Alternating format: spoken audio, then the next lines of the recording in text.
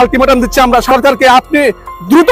কখন নির্বাচন হবে সেটা সম্পূর্ণ জাতীয় পার্টি, আওয়ামী লীগ ও বিএনপি যার যার মতো করে প্রচারণা শুরু করেছে। অনেকে নির্বাচনের কথা বলছেন, অন্তর্বর্তী সরকারের বাংলাদেশ রাষ্ট্রের কথা চিন্তা না করে একটা বিষয়ে সবাই জানতে আগ্রহী। তিনি সেটি নিজের মুখে স্বীকার করেছেন। অন্তর্বর্তীকালীন সরকার ডক্টর ইউনূসকে 24 ঘন্টার আলটিমেটাম দেয় শিক্ষার্থীরা। 24 ঘন্টার ভিতরে যেন সে নির্বাচন দেয়। দর্শক শ্রোতা, ডক্টর ইউনূস কি করেন এই বিষয়ে কিন্তু ডক্টর ইউনূস লাইভে আসেন এবং তিনি কিন্তু অনেক কথা বলেন নির্বাচন নিয়ে। গাইজ, ডক্টর ইউনূসকে কে কে আলটিমেটাম দিয়েছে এইটা আপনাদেরকে সরাসরি দেখাবো এবং ডক্টর ইউনূসকে উদ্দেশ্য করে সাধারণ শিক্ষার্থীরা কি বলতেছেন এবং অনেক নেতাকর্মীরা কি বলতেছে, যেমন বিপিনুর, তারপর আরও যারা আছে ছাত্র আন্দোলনের সমন্বয়ক সার্জিস আলম, হাসনাত, তারা কি বলতেছে ডক্টর ইউনূসকে এই নির্বাচনকে কেন্দ্র করে এবং ডক্টর ইউনূসকে কীভাবে তারা ভয়াবহভাবে আলটিমেটাম দিচ্ছে এইটা কিন্তু স্পষ্টভাবে দেখতে পারবেন। দর্শক শ্রোতা, আপনারা সম্পূর্ণ ভিডিও দেখবেন ডক্টর ইউনূসকে সবাই কি বলতেছে এবং কেন তারা এইসব কাজগুলো করতেছে এবং আগামী নির্বাচনটি ডক্টর ইউনূস 24 ঘন্টার ভিতরে দিলেন কি না এইটার কিন্তু একটা ফলাফল হয়, এইটার কিন্তু একটা সিদ্ধান্ত হয়। গাইজ, সম্পূর্ণ ভিডিও দেখবেন তাহলে কিন্তু স্পষ্টভাবে বুঝে যাবেন এবং ভিডিও শেষে কিন্তু এই নির্বাচন নিয়ে আপনার মতামত কি এটা ভিডিও শেষে কমেন্ট করবেন। এখন আগে এইগুলা দেখবেন, তারপর কিন্তু আপনার মতামত করবেন ভিডিও শেষে। সমস্ত অফিসগুলো কিন্তু আরেকটা দখলদার দখলে নিয়ে এনেছে। রাতারাতি কমিটি হয়ে গেছে। কিভাবে কমিটি হলো, কে তাদেরকে অথরাইজেশন করেছে?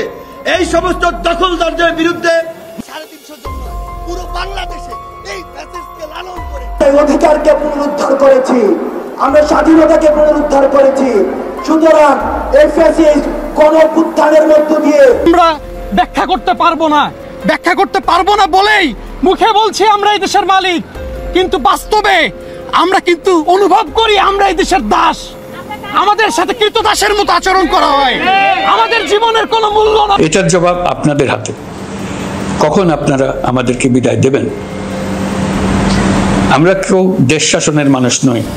আপনি এখনো প্রধানমন্ত্রী আছেন, আপনি একটা সৎ সাহস থেকে একটা চ্যালেঞ্জ গ্রহণ করেন। যদি আপনাদের সৎ সাহস থাকে, অন্তত এই চ্যালেঞ্জটুকু অ্যাকসেপ্ট করেন।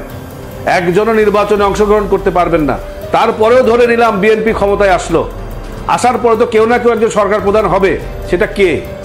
তারপরে বুঝলাম যে খালেদা জিয়া সমস্ত মামলা ওনারা প্রত্যাহার করে নিলেন, উনি জেল থেকে বেরিয়ে আসলেন, একজন সদস্য পদত্যাগ করবে, উনি উপনির্বাচন করবেন, সেখান থেকে জিতে আসবেন, আসার পরে যিনি সরকার প্রধান থাকবেন উনি পদত্যাগ করবেন। সম্মানিত প্রধান উপদেষ্টা আমাদের আজকে আলোচনার জন্য ডেকেছিলেন 3:45 মিনিটে। দর্শক শ্রোতা, এখানে দেখতে পাচ্ছেন যে অনেক শিক্ষার্থীরা সহ অনেক নেতাকর্মীরা কিন্তু নির্বাচন নিয়ে কথা বলতেছে এবং তারা কিন্তু কড়াকড়িভাবে আলটিমেটাম দিচ্ছে। তাদের কথাগুলো শুনলে বোঝা যাচ্ছে যে তারা কিন্তু অনেক রাগান্বিত অবস্থায় আছে।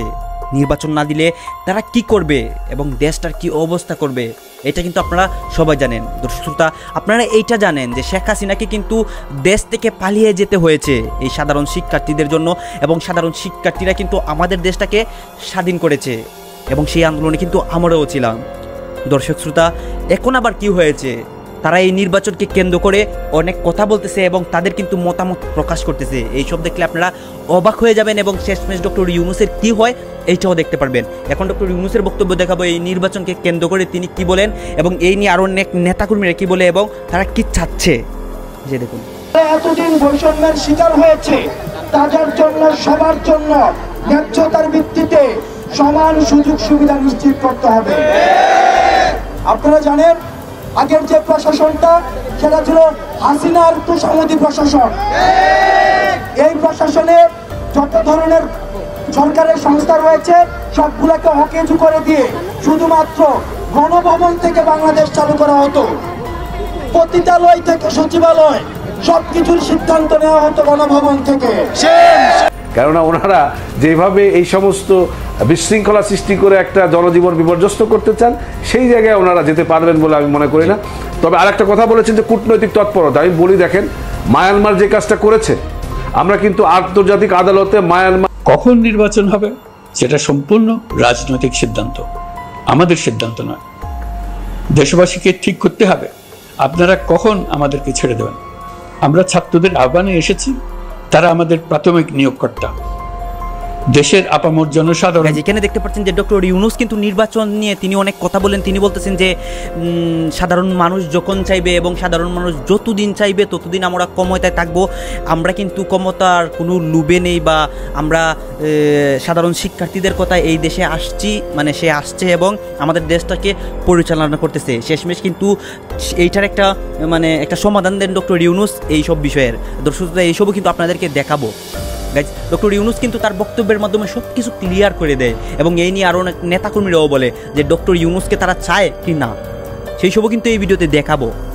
ডক্টর মোহাম্মদ ইউনূসের প্রতি আমাদের এই বিশ্বাস আছে, জীবনের শেষ প্রান্তে এসে তার ক্ষমতার লোভ এবং মোহ নাই। তার যে মর্যাদা সারা বিশ্বের বিভিন্ন দেশের প্রধানমন্ত্রী রাষ্ট্রপতিদের চেয়ে অনেকের চেয়ে ঊর্ধ্বে। কাজেই অনেকে নির্বাচনের কথা বলছেন। অন্তর্বর্তী সরকারের ইতিমধ্যেই অল্প সময়ে দায়িত্ব নিয়েছে, কাজেই তাদের ভুল ত্রুটি থাকবে। যেভাবে আমাদের বিদেশি রাষ্ট্র, আমাদের দুষ্ট বন্ধু ভারতের শাসক গোষ্ঠীর শয়তানি, আরেকদিকে এই যে পতিত স্বৈরাচারের প্রেতাত্মারা যারা এখানে প্রশাসন সহ বিভিন্ন জায়গায় কালো টাকা নিয়ে বসে আছে, সরকারকে অস্থিতিশীল করার জন্য নানান চেষ্টা করছে। সেদিন দেখেছেন সচিবালয় থেকে প্রতিহত করেছি এবং পরিষ্কার ঘোষণা, এই সরকারকে তারা অস্থিতিশীল করতে চেষ্টা করবে, তাদের দাঁত ভাঙা জবাব ছাত্র জনতা নাগরিকরা আমরা সম্মিলিতভাবে দেব। এই সরকার কোনো রাজনৈতিক দলের সরকার না, এই সরকার নিরপেক্ষ সরকার, ছাত্র জনতার ম্যান্ডেটের সরকার। অবশ্যই ছাত্র জনতা আমরা মনে করব যে যতদিন পর্যন্ত আমাদের কাঙ্ক্ষিত রাষ্ট্রের রূপরেখা আমরা পাচ্ছি না, শেষ ব্যাপারে আমরা আপনাদের সহযোগিতা চাচ্ছি। আমাদের দায়িত্ব গ্রহণের পর থেকে প্রতিদিন সচিবালয়ে, আমার অফিসের আশেপাশে, শহরের বিভিন্ন স্থানে সমাবেশ করা হচ্ছে। গত 16 বছরের অনেক দুঃখ কষ্ট আপনাদের জমা আছে, সেটা আমরা বুঝি। আমাদের যদি কাজ করতে না দেন তাহলে এই দুঃখ ঘোচানোর সকল পথ বন্ধ হয়ে যাবে। আপনাদের কাছে একান্ত অনুরোধ, আমাদের কাজ করতে দেন। আপনাদের যা চাওয়া তা লিখিতভাবে আমাদেরকে দিয়ে যান। আমরা আপনাদের বিপক্ষ দল নয়, আইনসঙ্গতভাবে যা কিছু করার আছে আমরা অবশ্যই তা করব, কিন্তু আমাদেরকে ঘেরাও করে এই গুরুত্বপূর্ণ দিনগুলোতে আমাদের কাজে বাধা দেবেন না। সবাই মিলে তাদের বোঝান। দর্শক শ্রোতা, আপনারা তো দেখলেন সবাই কি বলতেছেন এবং এটার কিন্তু একটা সমাধান দেন ডক্টর ইউনূস, এবং সাধারণ শিক্ষার্থীরা কীভাবে রাজপথে এসে কথা বলতেছে এবং অনেকে কিন্তু অনেকের দাবি জানাচ্ছে। দর্শক শ্রোতা, বর্তমান দেশটা কিন্তু আমাদের স্বাধীন, সবার মতামত কিন্তু তারা প্রকাশ করতে পারতেছে এবং সবার মতামত কিন্তু আমাদের বর্তমান সরকার ডক্টর ইউনূস শুনেন। দর্শক শ্রোতা, এইসব নিয়ে আপনাদের মতামত কি? আপনারা ডক্টর ইউনূসকে কতদিন চান এই দেশে বা সরকার হিসেবে? এটা কিন্তু অবশ্যই কমেন্ট বক্সে লিখবেন এবং আপনাদের কাছে কিন্তু আমার একটা রিকোয়েস্ট থাকবে, আমার চ্যানেলটি সাবস্ক্রাইব করবেন এবং পাশে থাকা বেল আইকনটি বাজিয়ে যাবেন। ধন্যবাদ।